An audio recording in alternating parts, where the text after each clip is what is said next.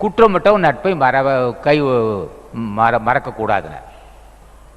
குற்றமற்றவனை பற்றி பட்டணத்தை என்ன சொன்னார்? பட்டணத்தார் குற்றமற்றவன் நட்பு இருந்தால் என்ன ஏற்பட்டார்? புத்தி தரும்னார். சுகபெரும தேவா நந்தீசான் என்ன பண்ணார்? நல்ல அறிவு உண்டாகுனார். மரவர்க்க மாசற்றார் கேண்மன். கேண்மென்பது நட்பு. அப்போ புத்தி தரும், நல்ல புத்தி, அறிவு. பெரியவங்க அறிவு கடலாக இருப்பான். யாரும் கை நாட்டு ஞானியாக முடியாது.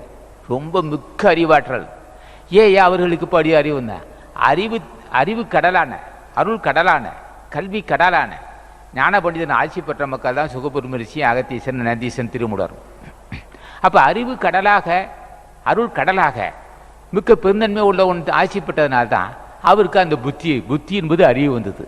பட்டணத்தார் சொல்றார், புத்தி தரும்.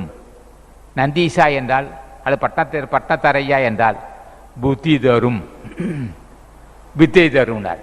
நல்ல எது வேணாலும் புரியும், புரிந்து செயல்படுவான். நல்ல அவனுடைய அறிவு நல்ல சிறப்பாக செய்து முடிப்பான். எந்த காரியத்தை தொட்டாலும் சிறப்பாக செய்வான். நல்ல தொழில்நுட்பம் உண்டாகும்.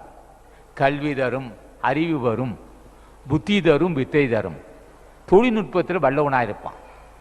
பொல்லாப்பு இல்லாமல் நெஞ்சே, பொல்லாப்பு பகை இருக்காது.